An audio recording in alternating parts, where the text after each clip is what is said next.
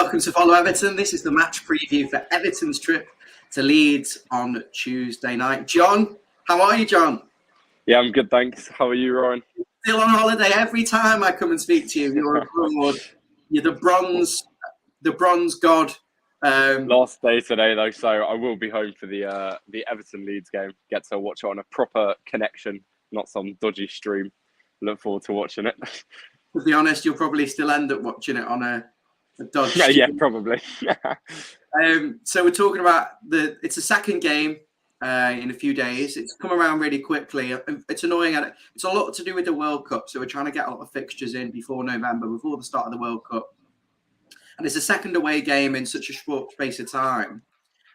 It's a little bit annoying that the players are not going to have that kind of rest, isn't it, John? You'd ideally want to have a full week, certainly with the squad and with the injuries we've got. So you'd expect potentially a few changes, maybe? Yeah, absolutely. Obviously, we've signed Mope, so he's going to be available for the game as well. So it'd be nice to see him come in. Maybe see Vinagre come into the squad as well. I think he hasn't really been utilised as much. He's come on for a few minutes here and there, but not really used. Give Onana a good game as well. But we've got to also remember that we've got Liverpool coming up at the game after Leeds as well. So ideally, we want a fresh squad against them, especially because that will be a home game as well. But again, I think it's really important that we beat these lower league teams. And obviously the derby is a huge game for us. But realistically, we do need to be winning these games against the lower league teams. So Lampard has said Mason Holgate will be out for a couple of weeks minimum. He picked up an injury, an innocuous injury. I'm really not happy about the injury situation at the moment. You've lost Yerry Mina, Ben Godfrey, now Mason Holgate. You know, I think they're three of the players who are arguably really well suited to that five at the back system, and you've lost both Holgate and Godfrey, which is a disappointment.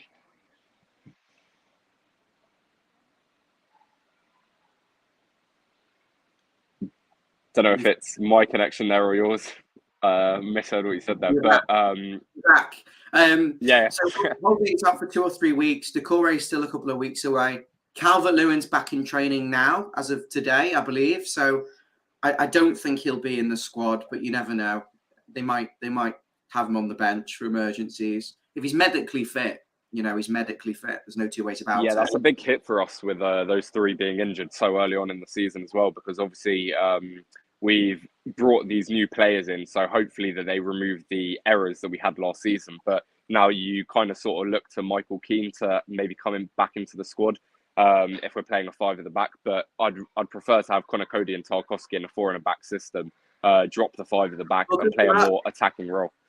We'll come to that. I'm going to get you to getting ahead of myself. I'm just letting everyone know about the injury situation. Alan and Gomez are both available, John, both fit and available. But Doucouré is not available. And obviously, Calvert-Lewin is in full training now, as of today. Holgate is out. And then you've got Andros Townsend as the other serious injury, apart from Mina and Godfrey. And Townsend's not expected back till January, Jonathan. So we still like to see some movement in the market. We'll come to that in a moment. So that's your injury situation. And you touched on a really important one there, didn't you, about Mason Holgate being injured. And then it raises questions.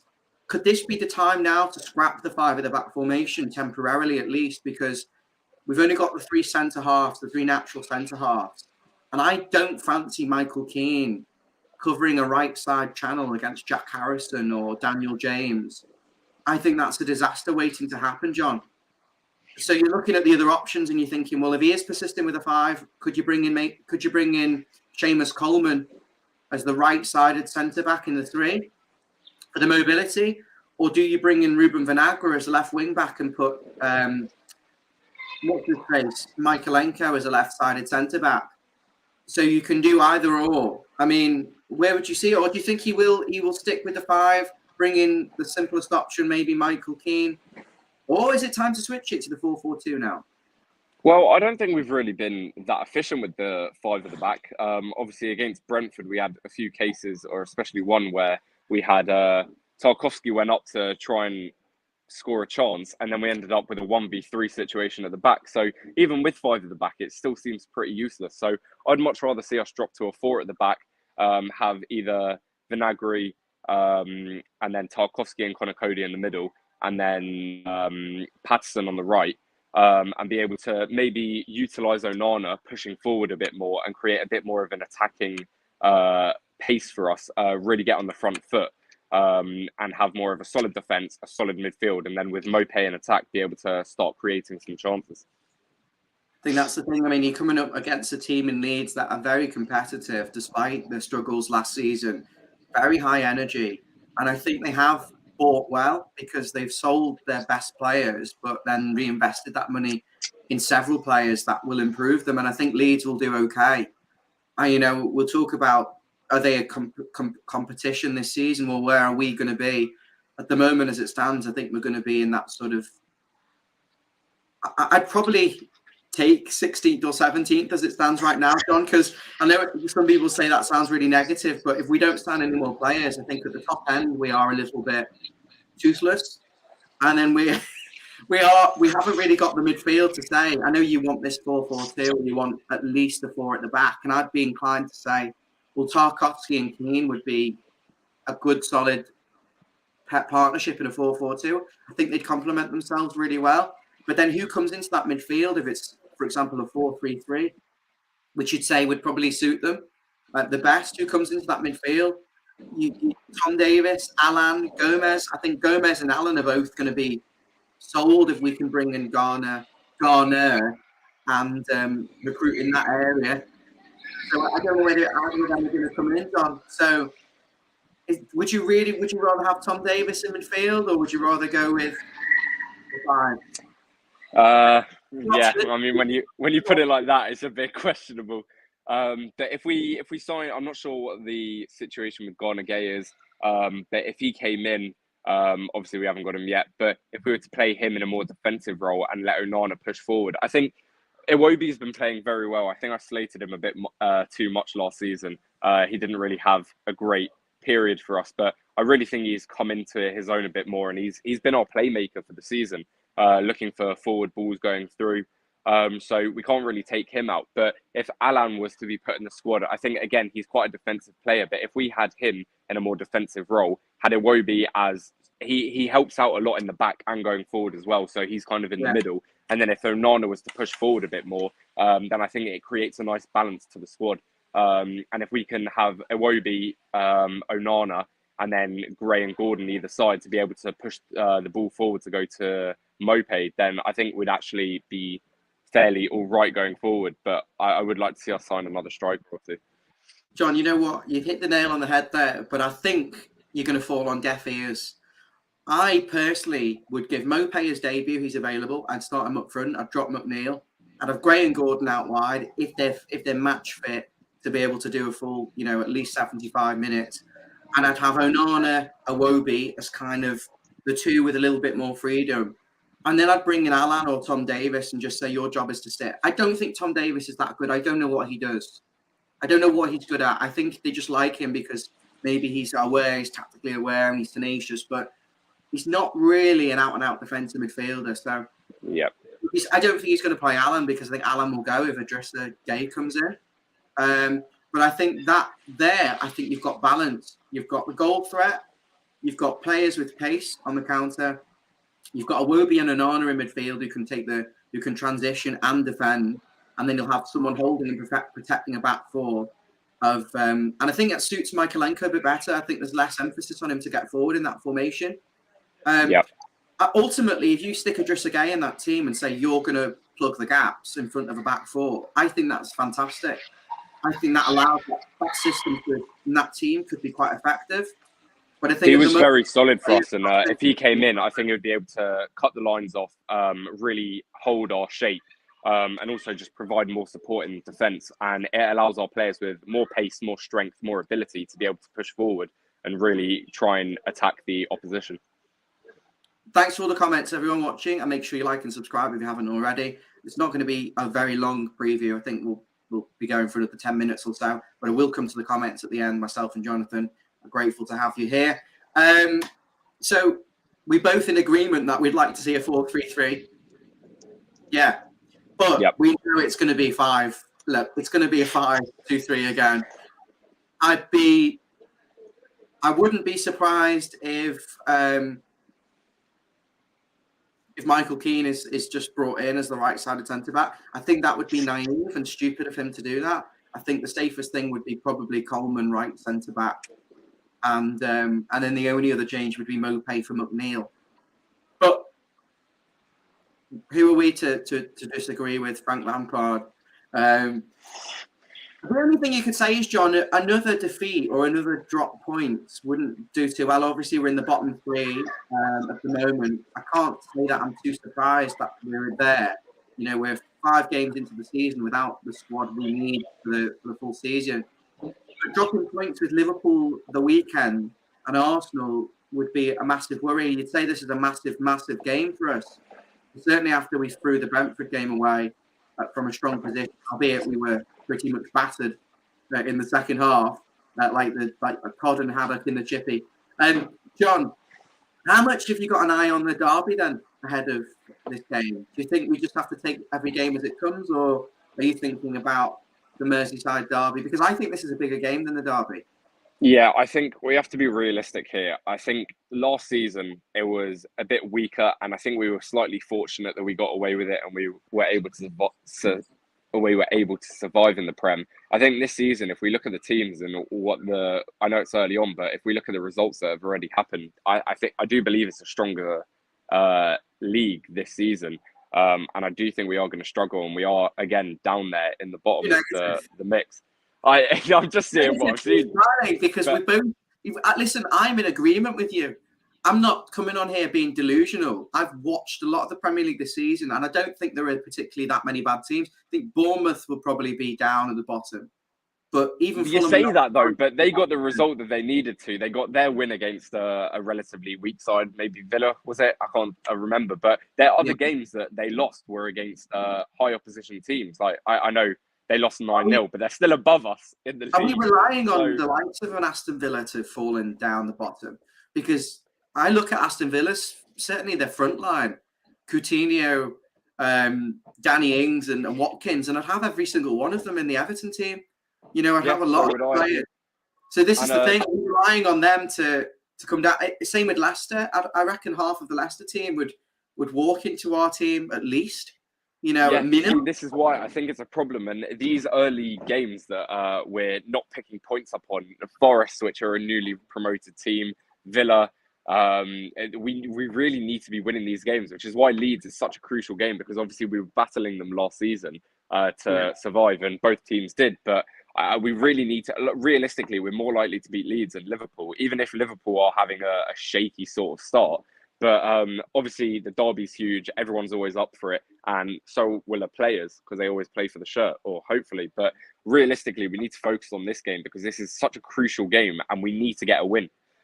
Okay, so our recent record against Leeds, from my memory, encyclopedia, I think it was a 1-1 last season away. It was the second away game. Bear with me, John. We'll come to them. 1-1, Calvert-Lewin penalty. I think Rafina scored for Leeds as well. I'm not 100% sure, but it was a Calvert-Lewin penalty and a 1-1 draw. I hope I'm right. Can someone confirm that? At home, obviously, was that a 3-0 win at home? We beat them 3-0. I'm sure. I think we did. Can I confirm this? Maybe do a quick Google. It rings a bell. John, we beat them 3-0. I knew we beat them 3-0. Keane, Seamus, and Gordon scored in a 3-0 win. So the recent record isn't terrible against them. You could argue, 4 points against them last season kept us up. It was those games against the relegation rival. I mean, look at that. If we'd have lost to Leeds at home, we'd have gone down. So you can't underestimate how big of a game this is. But look, the season's really... It's only 5 games in. We don't know who's going to be in the mix. We don't know who we want to lose and who we want to win.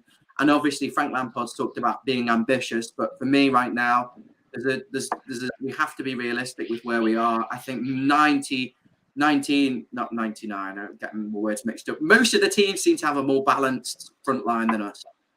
More options. Yeah.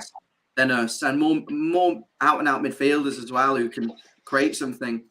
Brentford, Brighton, the teams that you'd expect to be well below us, stature and size of the Flying. club. So it's not as if it was just West Ham and those teams that have gone past us. It's everyone's going past us. And Pete, John, I've seen a lot of people say, well, we're getting better. Okay, fine. That's your opinion. I'm not disputing whether we're getting better or not. But if all the other teams around us are buying players and are getting better as well, look at Newcastle buying the 60 million striker. I think they're another one that's going to just go past. And I don't know how we can be in such a shit situation where we can't buy anyone again for the second window running. I think that's the problem we've seen in recent years. If you go back since Moyes and you trace our records, all we've been doing is dropping. We've gone from having Champions League and Europa League, going down to then 10th, 8th, 10th, 12th, 15th, and then relegation battle last season. So I think the difference is that all these teams around us and all the poorer teams that we would expect to be lower than us, like Southampton or Leeds or all these other teams, they're improving and hiring new talent and improving their squad, whereas we've had some pretty poor investments and pretty poor signings that haven't worked out for us, and we are slowly just dropping down and down the table, which really puts us in the stick and why we're so low down. And all these other teams, if you look at Leeds, I know it's very early on in the season, but Leeds are at the moment like third, Fulham are up there, Brighton are up there. All these teams have been pulling off good results and getting wins, whereas we've only got 2 points from our last 4 games. So it's very disappointing. And if you look at the teams surrounding us, obviously we don't know who, as you say, is going to be in the battle with us, but we seriously do need points, and Leeds would be a good opportunity to really get a win under our belt and start pushing forward. Eugene has just corrected me in the comment, by the way, John. He said 2-2 last season. I remember sat watching it. I remember there's some penalty. I do think we took the light. Yeah, I'm starting to remember it now. So what about Leeds this season? Okay, we knew they weren't very good last season. They played a very open style of football and were very vulnerable defensive.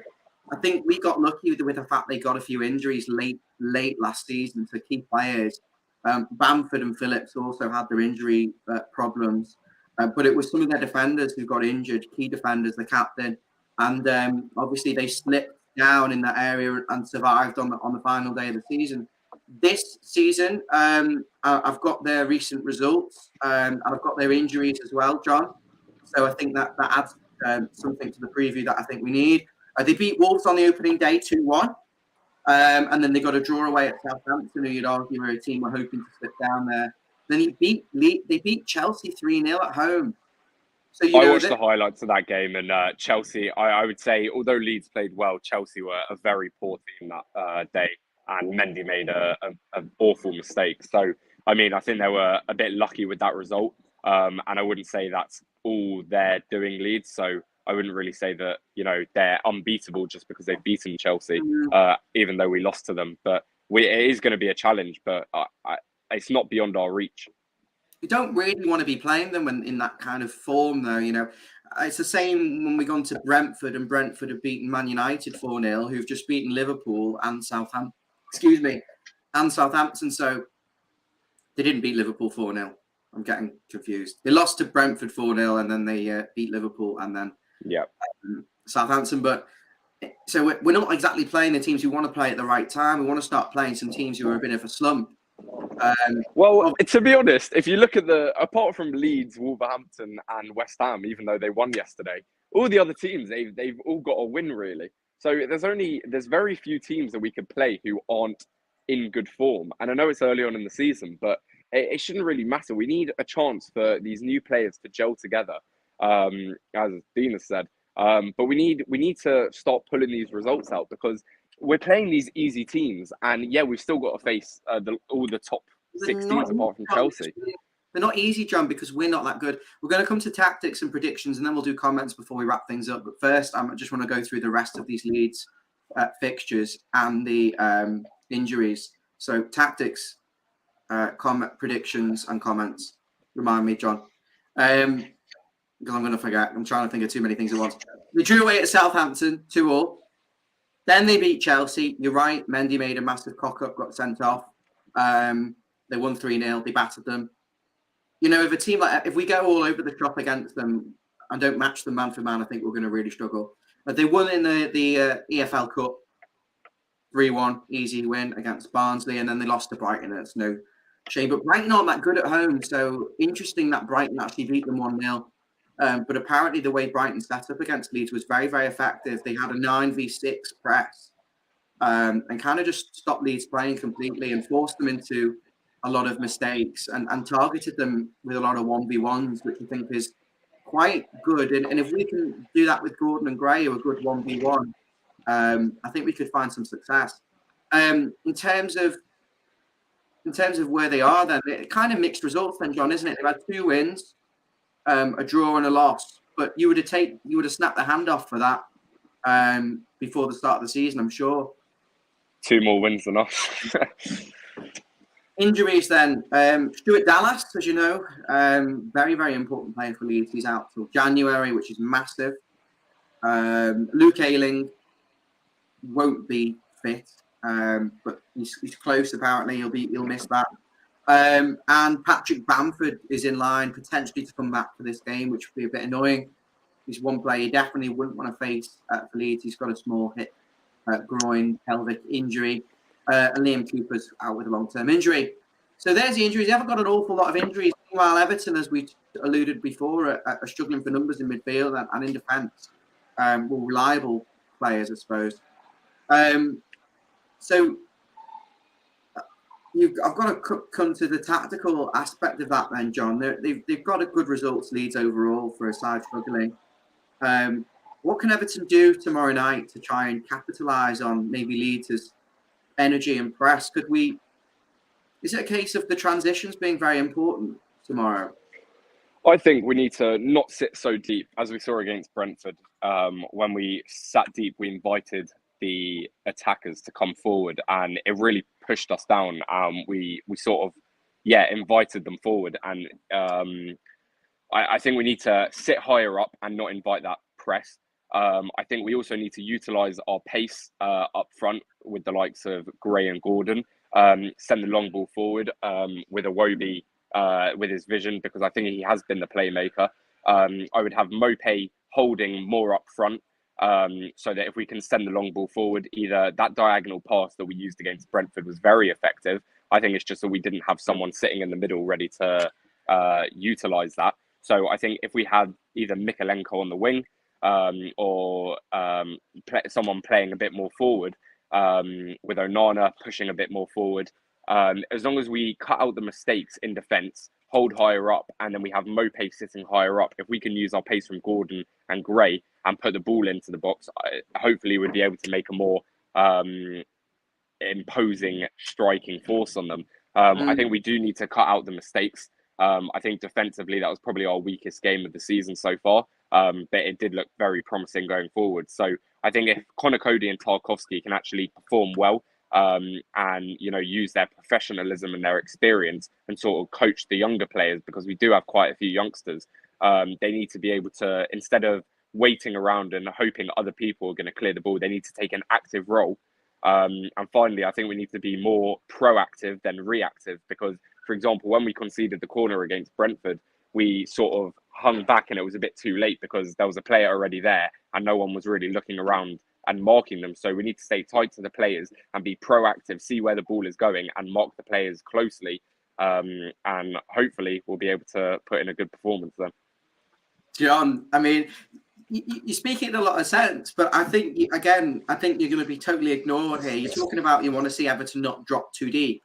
We touched upon when we played Brentford, we got the goal. All of a sudden, Everton are 20 yards deeper in a line of 5 with 4 midfielders struggling to get a grip with Brentford, who were pushing everyone forward. Even the goalkeeper was in our half a lot of the time. So, John, it's going to be difficult, isn't it? To see us particularly to not resort into sort of the deep block against Leeds, who've got a lot of pace. So are we realistic in saying we're going to see Tarkowski, Cody and Michael Keane, 3 slugs in defence? I mean, they're not that slow, but they're not quick defenders. Playing higher line, it's not going to happen. The thing that I don't want to see, though, is it becoming a very deep block and a line of 5 if he does this 5 at the back. Because I watched some of that Brentford game again, and they created a lot of chances through little triangles around in the gaps out wide for us, where the fullback and the winger wasn't tracking back, and it was a midfielder getting dragged across. Also, even early on in the game, remember 2 minutes in, there was one where Damari Gray doesn't track back. The Brentford player goes forward up down the right channel. Iwobi's dragged across. Then Onana's dragged across, and then you've just got 5 defenders who are not engaging and doing anything. And it's very easy to play around them. All it takes is one ball sent through the middle, and with the pace that we don't have, it's very easy to break through, and it creates a lot of space and gaps. So I think we need to play tighter. But I think the 5 at the back system isn't really working in our favour, and I think we need to adapt to a different play style. If it's not working and suiting our team, got the midfielders, and he hasn't got the midfielders. I think it was okay going forward against Brentford, certainly in that first half. I think we carried a threat. I think the issue is defensively, it doesn't really work because I don't think people are picking up the players. As you said, John, everyone's passing responsibility to others. There's no one really able to cover the midfield because there's only 2 in there, and that's why we want to see the 3 in there for this game. But I don't think it's going to happen. But look, this is on Lampard. He's got to earn his money now and prove his worth. We saw David Moyes with the underdog team get results in games where we shouldn't. So I think we need to have that kind of siege mentality and try and get something. In terms of offensively, you talked about the big switch. I want to see that again. I don't know if that's going to be as effective against Leeds, but we need to obviously switch the play nicely. And be a bit more braver in the attack, get more people forward, because I think we've bottled the past 4 games. I think we're playing far too safe, and it stinks really that we're not prepared to commit the numbers forward to actually have a go. I don't know whether that. I also think that the issue with Everton is that I think we're waiting too much on the perfect opportunity to shoot and have a go. I think we're passing around the edge of the box too much, or not committing to having a shot. I would much rather see Everton have a shot early, trouble the keeper, force them to make a save, and that makes the keeper push the ball into a dangerous area, and then we can capitalise on their mistakes. Because I think we're trying to pass it around the box too much or cross it in, and it ends up being played backwards and being regressive instead of progressive and moving forward. So there's no focal point. John, can I get your prediction? Yeah, I think it's going to be I'm going to say it's going to be 2-1 to Everton. You need Leeds to make some mistakes and do a Leeds. You need Leeds to have a bad game. And I think, John, for that to happen, we're going to have to get more people forward. We're going to have to run with Leeds and follow them properly. But this is why I said 2-1, though, because I would like to see Mopé start, and I would like to see us being more aggressive, more forward, and commit players like Onana, use his strength and ability, use the pace of Gray and Gordon, and then use the clinical finishing, hopefully, of Mopé and Gordon to be able to get us ahead. So I think, hopefully, if we're able to utilise that diagonal ball that we saw against Brentford and get the ball forward and have some clinical finishing, because we did have chances that we just didn't take against Brentford, and obviously they did have chances against us as well. But if we can actually take our finishing, be clinical in front of goal, I do see us winning 2-1. I like that, John. I'm going to go with the 2-2 here. I wait Leeds, and I think a lot of fans would probably take that as a point in isolation. The problem is the longer it goes on where you're not winning a game, and we're going to rely on the home form a lot, you'd imagine. The more concerned fans get. But I think a draw would be an okay result. But we do need to go and impose ourselves on this and actually prove our worth and show a little bottle, John. And I hope you're right with your prediction 2-1. Should we go to the comments now before we wrap things up? I hope you've enjoyed the preview for this game against Leeds. Candid, as always, make sure you like and subscribe. I've got the lovely Jonathan with me, who's on holiday and is always topless in all our videos. I hope you're enjoying that. Let me scroll up and go to some of the comments. Why am I think also while you're looking for the comments, I think it would be important that we do get a win under our belt, because I think the longer we go on, obviously the more pressure that builds and the more frustrated we get. So if we can just wrap this win under our belt, it sort of eases the pressure off, and the players will get more into it and feel like they have more chemistry between each other, because I feel like it's going to be quite a challenging atmosphere in the dressing room with no wins so far.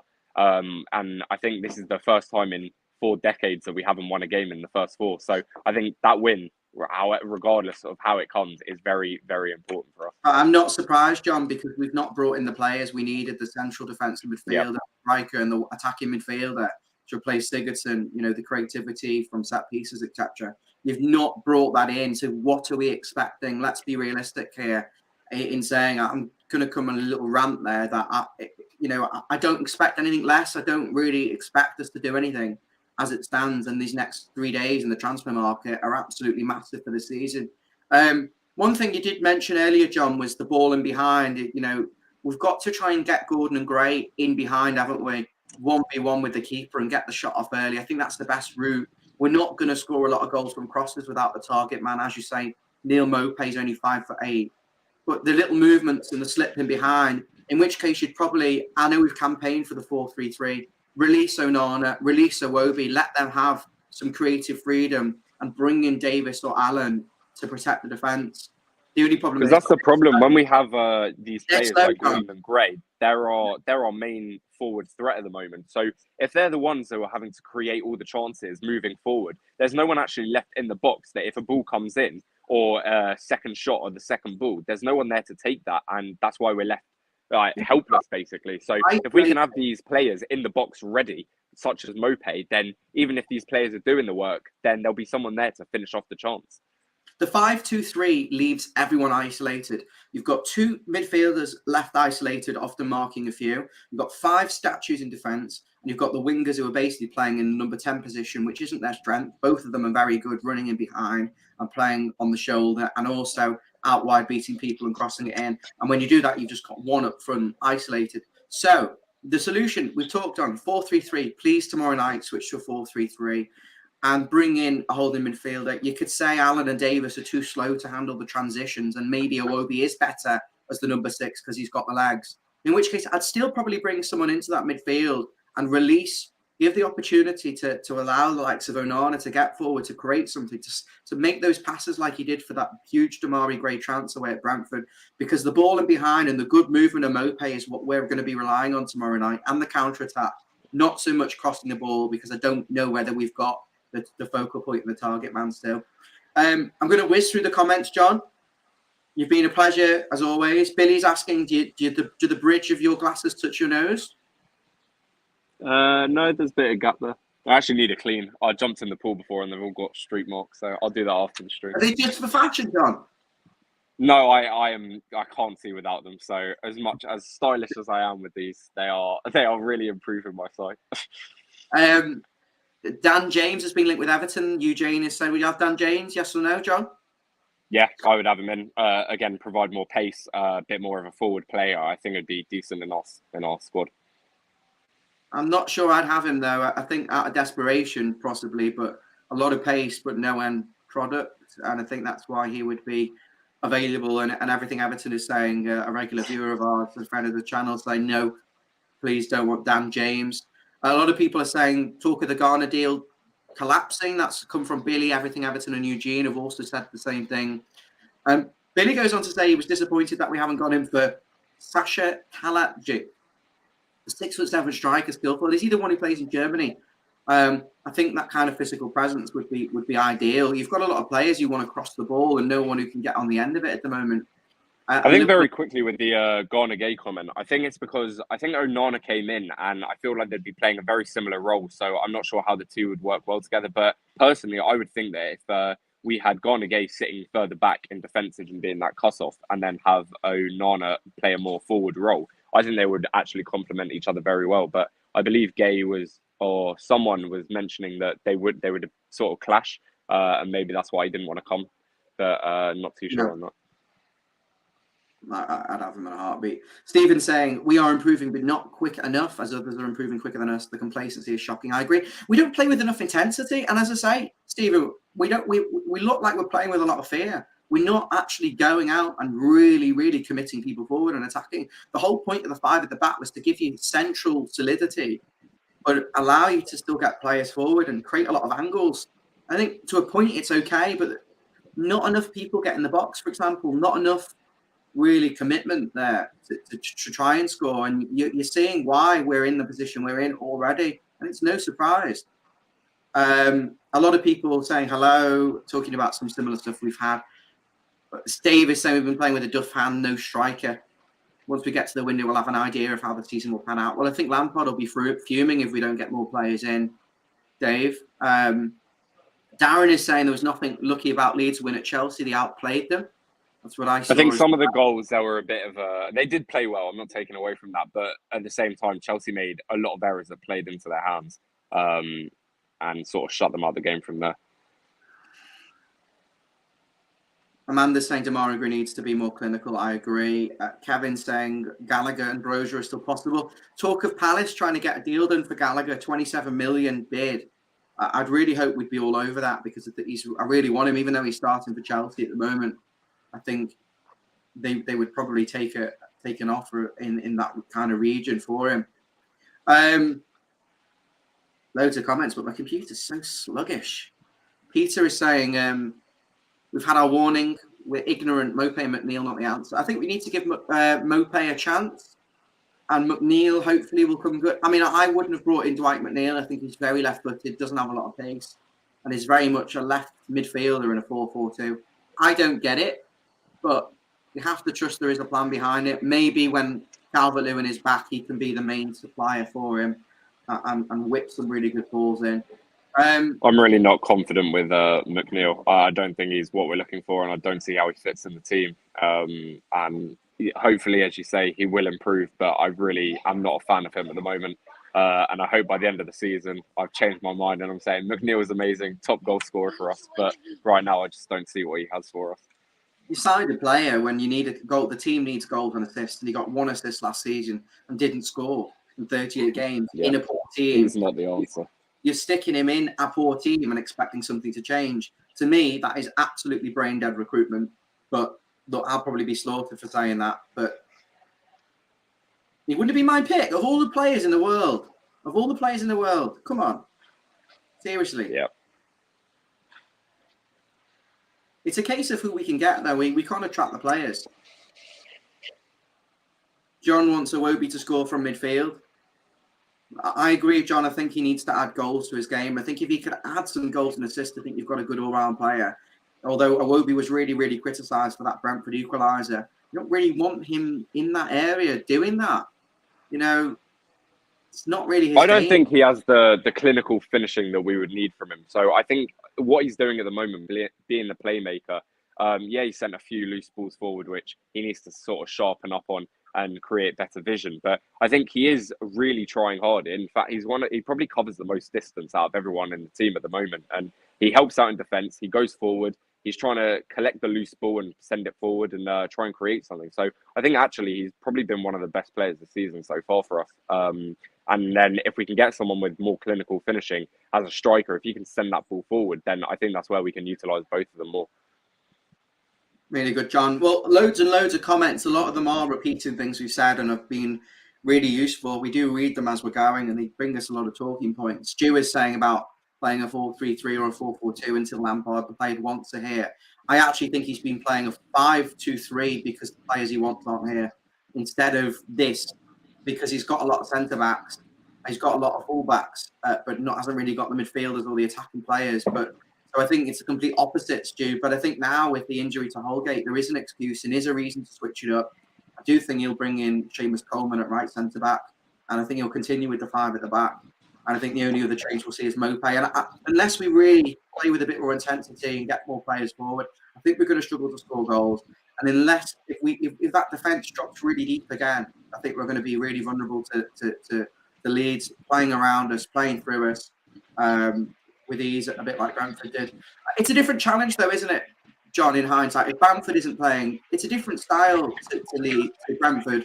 There's going to be less crosses into target man. It's going to be more about movement and counter-attack. So actually, maybe we might have some better joy with the deeper play than we would against the Brentford, where it really just invites balls into the box. But let's just see what happens. It's given me a little bit of food for thought there. John, have you got anything you want to add before we wrap things up?